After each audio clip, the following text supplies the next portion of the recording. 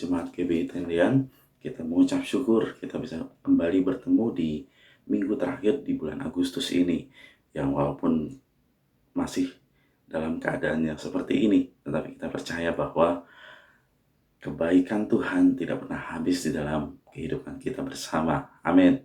Kita berdoa untuk mengawali ibadah pada pagi hari ini. Bapa, kami mengucap syukur kalau hari ini kami boleh ada.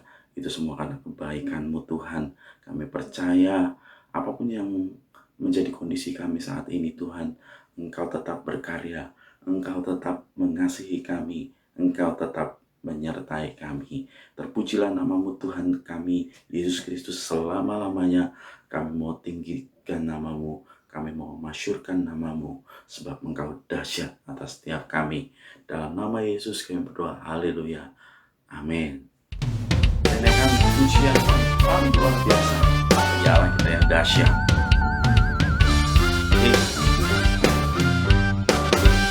Dari utara ke selatan, terdengar pujian bagi Allah. Dari barat sampai ke timur, nama Yesus disanjung tinggi.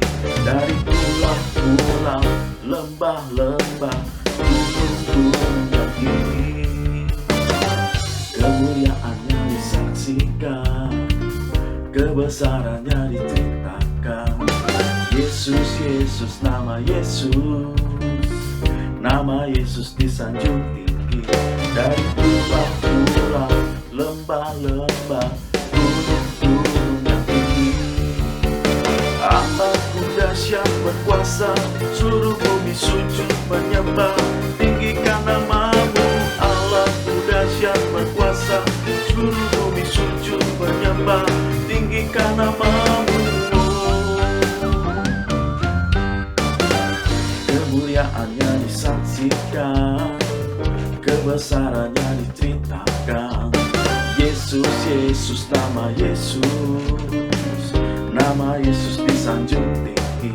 Dari pulau-pulau, lembah-lembah, gunung-gunung yang tinggi.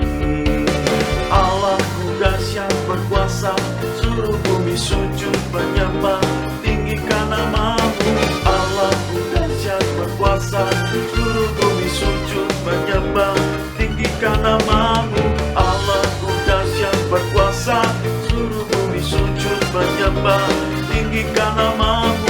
Allahku dahsyat berkuasa, seluruh bumi sujud menyembah, tinggikan nama-Mu.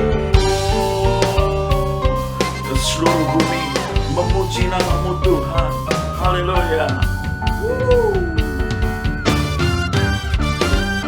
Yes. Mari menyembah. Haleluya.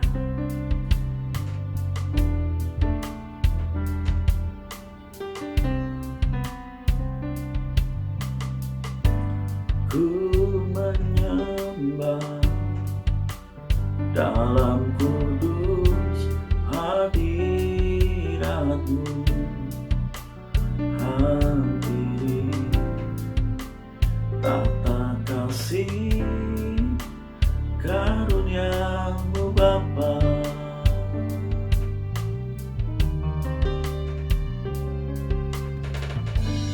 Kekuatanku hanya dalam hadirat-Mu, Yesusku. Hanya Kaulah segalanya.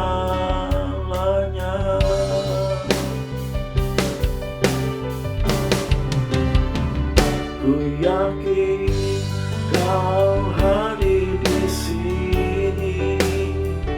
Ku rasakan kuasa yang tak terbatas.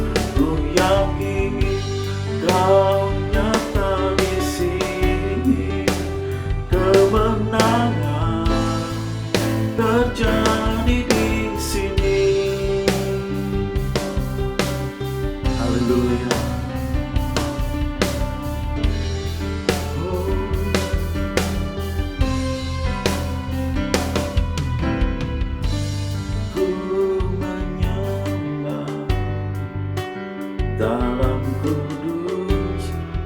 hadiratmu, hampiri tata kasih karuniamu Bapa.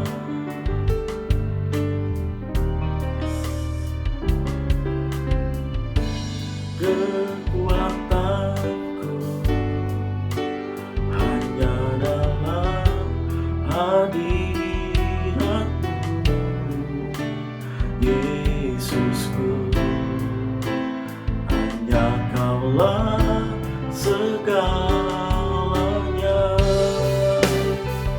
Kau segalanya. Ku yakin Kau hadir di sini, ku rasakan kuasa yang tak terbatas. Ku yakin Kau nyata di sini, kemenangan terjadi di sini. Sedap jiwaku memujimu, sungguh besar Kau Yesusku. Sedap hatiku menyembahmu, Kau besar, Kau besar, Kau besar, Kau besar.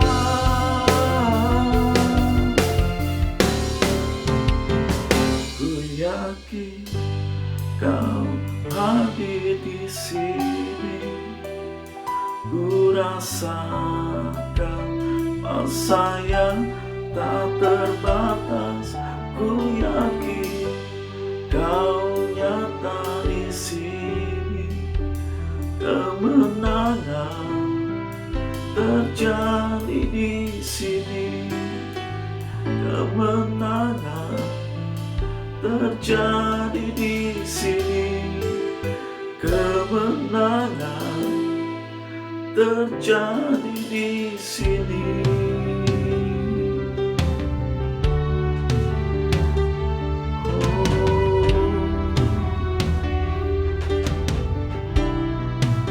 Kami percaya Tuhan, kemenangan Kau berikan bagi umat-Mu. Kami menyembah, kami memuji, menaikkan mazmur bagi nama-Mu. Sebab Kau hebat, Kau dahsyat.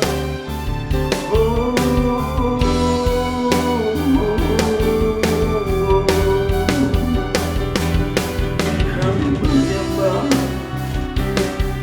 kami menyembah. Oh Yesus, Kau dahsyat. Terima pujian dan pengagungan.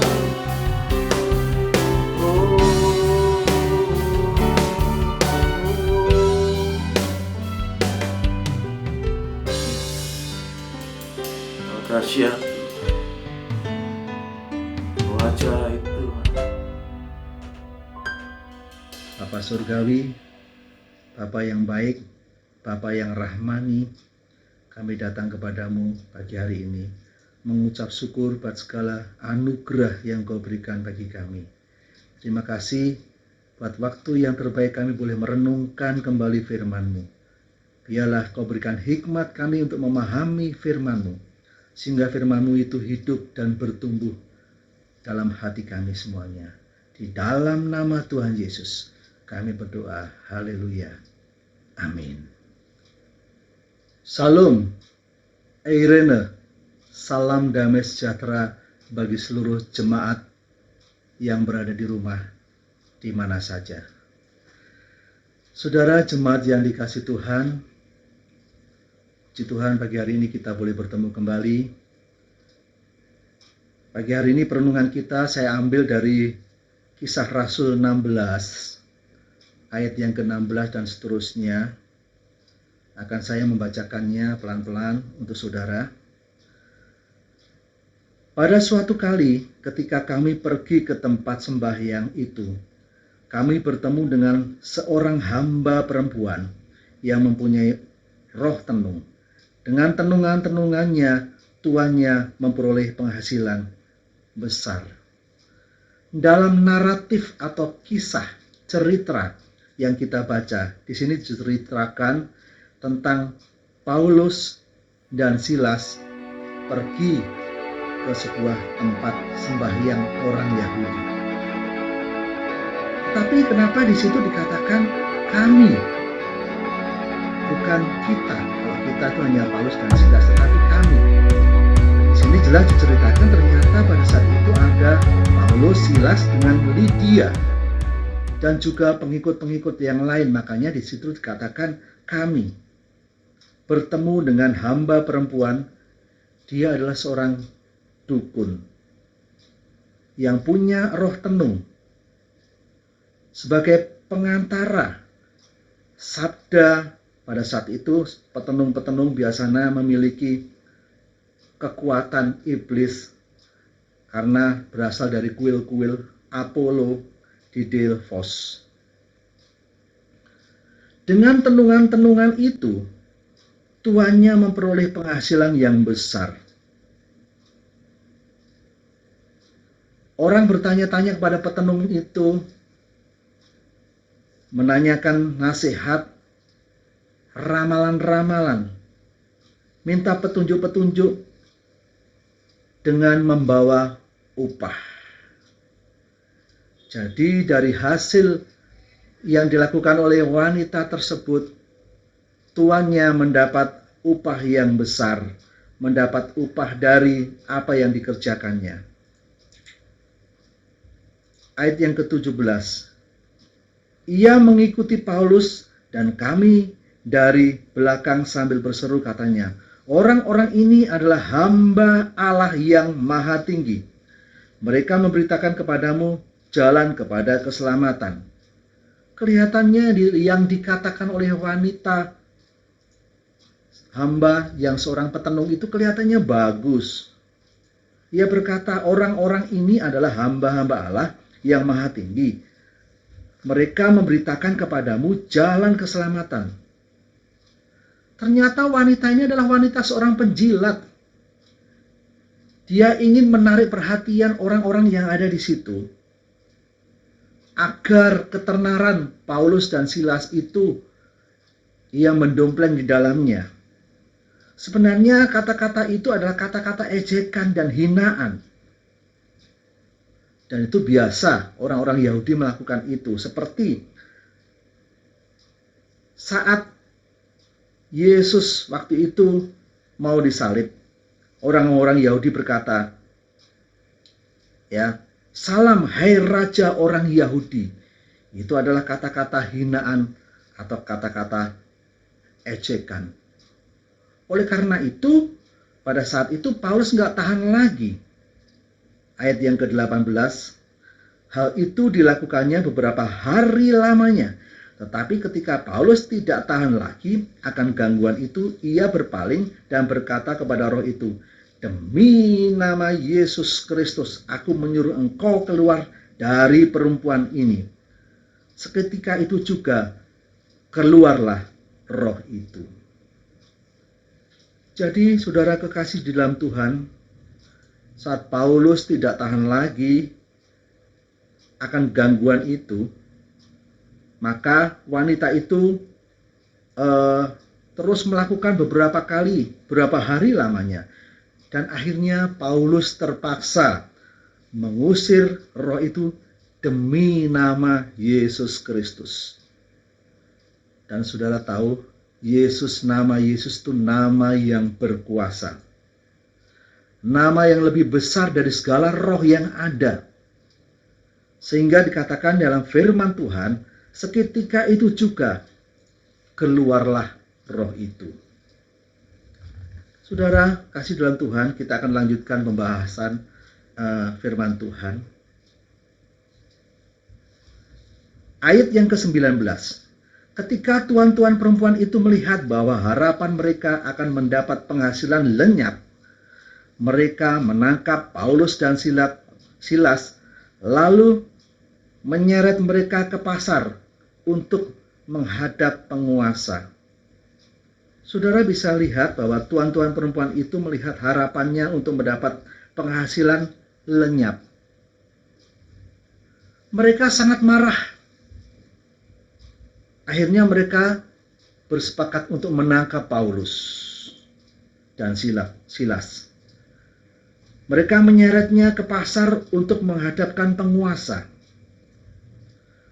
Pada saat itu penguasa Romawi biasanya disebut duum viri, yaitu adalah gabungan dua orang pembesar di zaman Romawi kuno. Saudara, kita melihat orang yang memberitakan firman Tuhan, orang yang melakukan kuasa Tuhan harus menghadapi sebuah kenyataan di mana ia harus diseret dan harus dianiaya. Ayat yang ke-20, setelah mereka membawa keduanya menghadap pembesar-pembesar kota itu, berkatalah mereka katanya, orang-orang ini mengacau kota kita ini, karena mereka orang Yahudi. 21, dan mereka mengajar adat istiadat yang kita sebagai orang Rom tidak boleh menerimanya atau menurutinya. Mereka membawa Paulus dan Silas ke pembesar-pembesar kota. Pembesar-pembesar kota di di wilayah Romawi disebut praetor. Dengan tuduhan mereka mengacau kota ini. Ini adalah tuduhan yang keji yang diberikan kepada hamba-hamba Tuhan. Mereka mengatakan mereka mengacau kota ini karena mereka orang Yahudi dan mereka mengajar adat istiadat yang orang Rom tidak boleh menerimanya atau menurutinya. Saudara, ini adalah sebuah tuduhan-tuduhan yang biasanya diberikan kepada hamba-hamba Tuhan. Dan ternyata memang itu tuduhan yang sadis.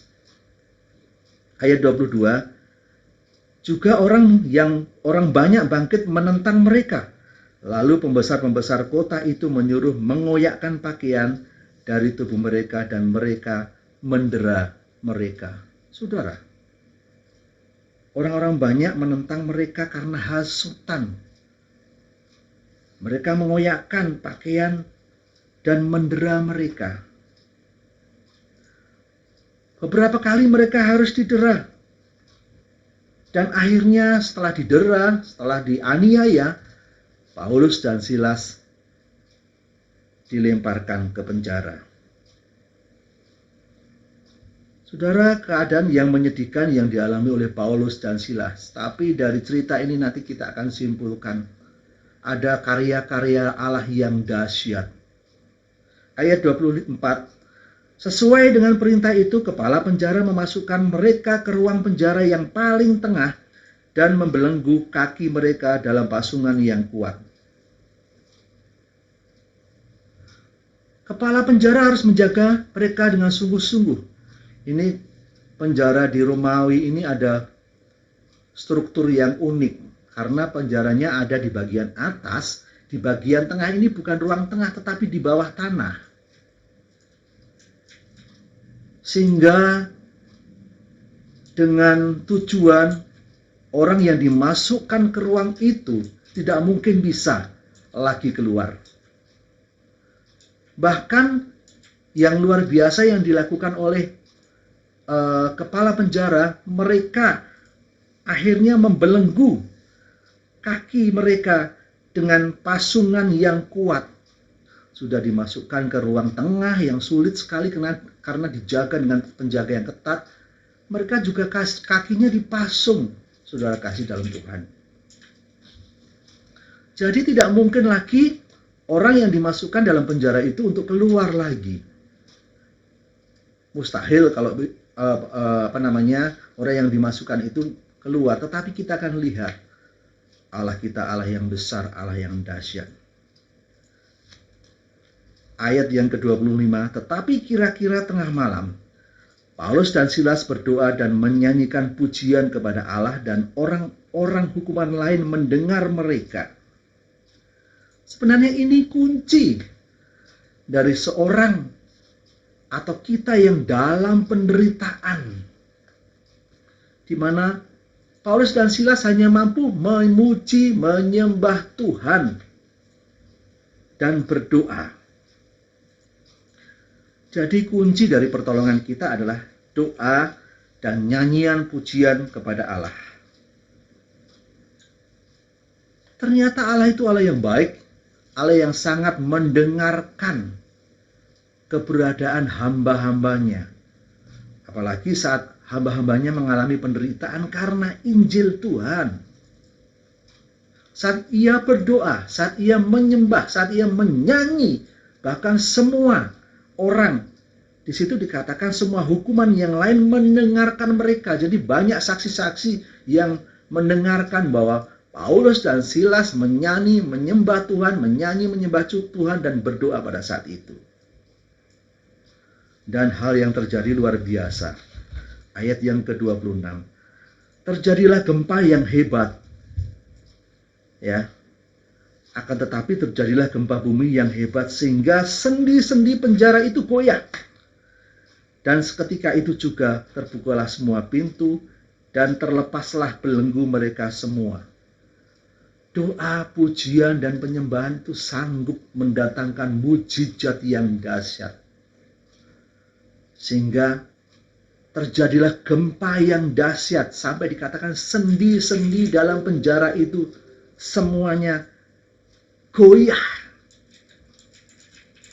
Penjara yang terbuat dari besi, pintu besi bisa goyah karena gempa bumi yang dahsyat. Dan yang luar biasa, seketika itu juga terbukalah semua pintu. Kalau bukan Tuhan, kuasa Tuhan yang dahsyat, tidak mungkin semua itu terlepas. Dan terlepaslah belenggu mereka semua. Saudara bisa bayangkan, gempa bumi itu menggoncang dahsyat penjara itu, membuka semua pintu, dan semua belenggu-belenggu itu, ya, mereka semua terlepas. Ayat yang ke-27. Ketika kepala penjara itu terjaga dari tidurnya dan melihat pintu-pintu terbuka, ia menghunus pedangnya hendak bunuh diri, karena ia menyangka bahwa orang-orang hukuman itu telah melarikan diri. Saat terjaga, kepala penjara itu kaget sekali. Karena ia berpikir semua tawanan-tawanan itu sudah keluar, terlepas. Sehingga ia menghunus pedang ingin bunuh diri. Ini sehubungan dengan tanggung jawab yang ia emban sebagai kepala penjara. Ya, mujizat ini membuat berbagai macam hal terjadi. Bahkan sampai kepala penjara ini, ya, menjadi sangat ketakutan, menjadi sangat gemetar. Ya, ia berpikir para tawanan telah kabur. Tetapi akhirnya ayat yang ke-28 itu jelas dikatakan. Tetapi Paulus berseru dengan suara nyaring, katanya, "Jangan celakakan dirimu, sebab kami semua masih ada di sini." Untung Paulus berteriak, "Jangan celakakan dirimu. Nggak usah khawatir. Karena kami semua masih ada di sini. Kami tidak akan melarikan diri." Ayat 29, kepala penjara itu menyuruh membawa suluh lalu berlari masuk. Dan dengan gemetar tersungkurlah ia di depan Paulus dan Silas.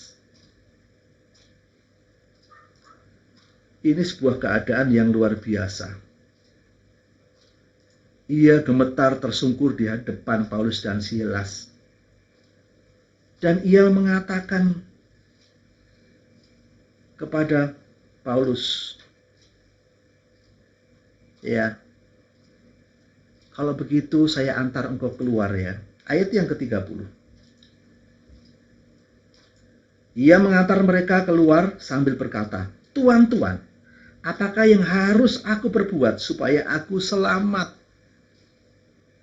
Ternyata peristiwa gempa bumi yang menggetarkan, mujizat yang terjadi itu telah menyadarkan seorang kepala penjara. Ia bertanya, Tuan, Tuan, apa yang harus aku perbuat agar aku selamat?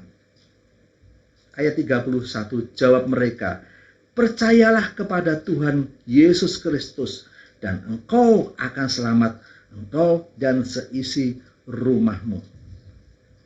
Ternyata Paulus berkata, kamu harus percaya Tuhan Yesus agar engkau selamat dan engkau dan seisi rumahmu akan selamat. Pada saat itu akhirnya Paulus dilepaskan. Saudara, kalau kita simak terus pembacaan kita ini sangat menarik. Saya lupa memberikan tema bahwa dalam pembacaan kita ini saya berikan tema Allahku. Ya, itu dahsyat. Allahku itu dahsyat. Dari pembacaan yang telah kita baca, hal-hal apa yang bisa kita pelajari dan kita simpulkan? Yang pertama, Yesus itu berkuasa atas segala roh-roh yang ada di dunia ini. Nama Yesus itu berkuasa. Terbukti hamba yang seorang petenung itu diusir rohnya. Dan pada saat itu Paulus mengatakan di dalam nama Yesus Kristus, maka keluar itulah rohnya. Saudara, nama Yesus itu nama yang berkuasa. Puji Tuhan kita punya Tuhan Yesus. Saat saudara mengalami berbagai macam keadaan, saudara harus berkata bahwa Yesus itu dahsyat. Dalam keadaan-keadaan sulit, saudara bisa mengatakan di dalam nama Yesus. Tapi bukan itu sebagai sebuah mantra sekali lagi. Nama Yesus bukan sebuah mantra. Tetapi saudara mengerti bahwa dalam nama Yesus itu ada kuasa saat orang itu meyakininya. Saat yang mengatakan itu yakin. Sehingga nama Yesus itu dahsyat. Kalau orang yang mengatakan nama Yesus, dalam nama Yesus, tapi tidak memiliki keyakinan, percuma. Bukan hanya sebuah keyakinan, keintiman dengan sang pribadi Yesus itu sendiri. Nama Yesus akan menjadi sangat efektif saat orang itu memiliki hubungan intim dengan Allah dan memiliki keyakinan bahwa Yesus itu dahsyat. Sehingga saat ia mengatakan di dalam nama Yesus, iblis tidak tahan dan iblis akan keluar. Yang kedua, para pemberita Injil itu harus siap mengalami penderitaan dan sengsara. Dan itu adalah sebagai bagian dalam memikul salib Yesus. Jadi konsekuensi pemberita-pemberita Injil harus mengalami penganiayaan, harus mengalami sengsara, harus mengalami penderitaan. Kalau orang-orang Kristen mengalami penderitaan, aniaya, itu sudah biasa. Karena Yesus kita pun mengalami aniaya. Jadi poin yang kedua, para pemberita Injil ini harus siap mengalami aniaya.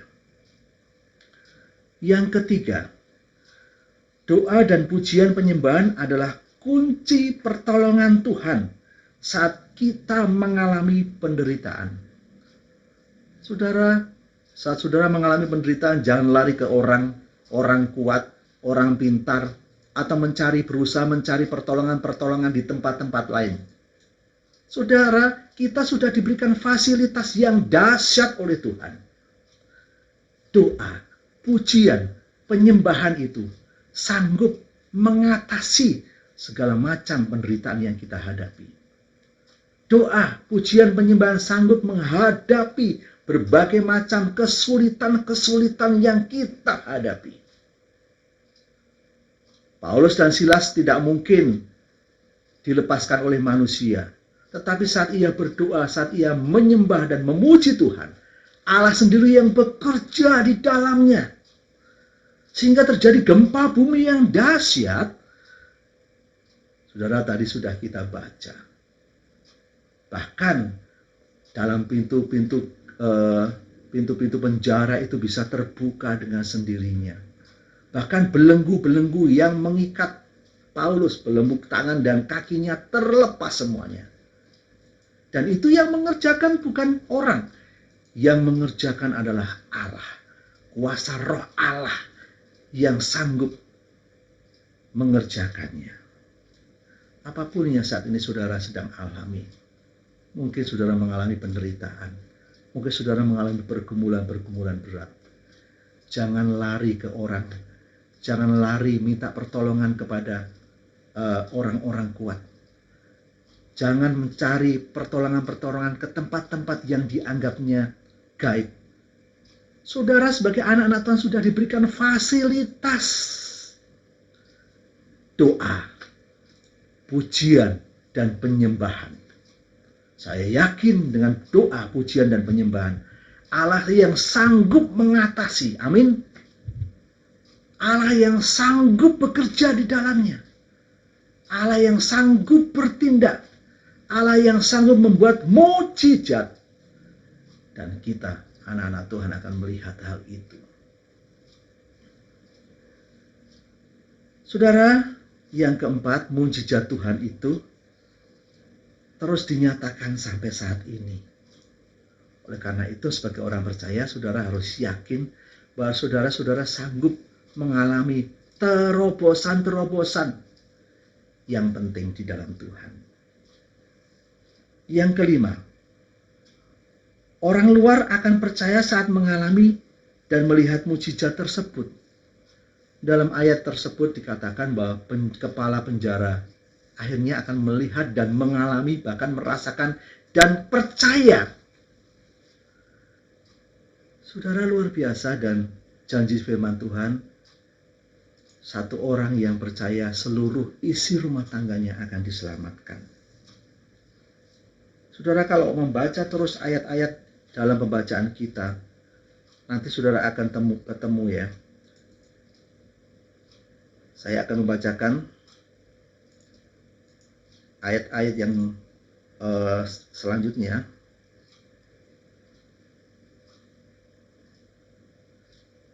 Ayat yang ke-31, jawab mereka, percayalah kepada Tuhan Yesus Kristus dan engkau akan selamat, engkau dan seisi rumahmu.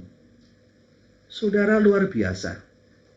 Ternyata saat percaya Yesus, kita sendiri yang percaya dan seluruh keluarga akan diselamatkan.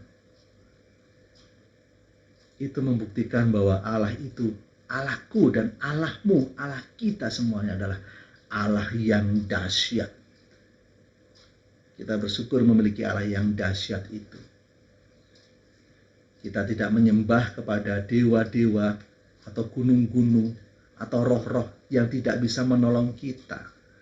Tapi kita menyembah dan memiliki Allah yang dahsyat. Terlebih pribadi Yesus yang kita sembah ini. Yesus yang tinggal di dalam hidup kita.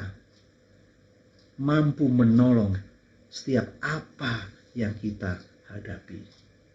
Demikianlah pemberitaan firman Tuhan. Biarlah saudara akan diberkati semuanya saat mengalami pergumulan. Kita akan berdoa. Terima kasih buat pagi hari ini, pagi yang indah. Kalau kami boleh merenungkan kembali firman-Mu. Biarlah kami mengalami Tuhan, bukan hanya mendengar, tapi mengalami dan bertindak dengan iman kami. Saat kami menghadapi berbagai macam kesulitan, hambatan, doa, pujian dan penyembahan itu menjadi sarana yang terbaik untuk menghubungkan pribadi kami dengan pribadi-Mu Yesus, Allah yang hidup dan perkasa. Hamba berdoa untuk seluruh jemaat-Mu Tuhan. Biarlah jemaat-Mu akan terus bangkit menghadapi berbagai macam penderitaan. Sehingga mereka dengan doa, dengan pujian dan penyembahan, mereka terus terhubung dengan pribadi-Mu, pribadi Yesus yang hidup. Terpujilah nama-Mu, di dalam nama Yesus kami berdoa. Haleluya. Amin. Selamat pagi, Tuhan Yesus memberkati saudara sekalian. Amin. Kekasih-kekasih Tuhan, sidang jemaat yang diberkati dan dikasihi. Angkatlah hatimu, arahkanlah pandanganmu kepada Bapa. Kiranya Tuhan mencurahkan kuasa-Nya, melimpahkan berkat-Nya atasmu, memberkati pribadimu, memberkati keluargamu, memberkati pekerjaan, karir, dan profesimu, memberkati studimu, memberkati seluruh hidup dan pelayananmu. Pulanglah dan terimalah berkat-Nya. Tuhan memberkati engkau dan melindungi engkau. Tuhan menyinari engkau dengan wajah-Nya dan memberi engkau damai sejahtera yang melampaui akal. Dalam kasih karunia Allah Bapa, anugerah Tuhan Yesus Kristus, persekutuan dengan Roh Kudus menyertaimu hari ini sampai Maranatha, Tuhan Yesus datang kembali. Dalam nama Tuhan Yesus Kristus. Haleluya. Amin.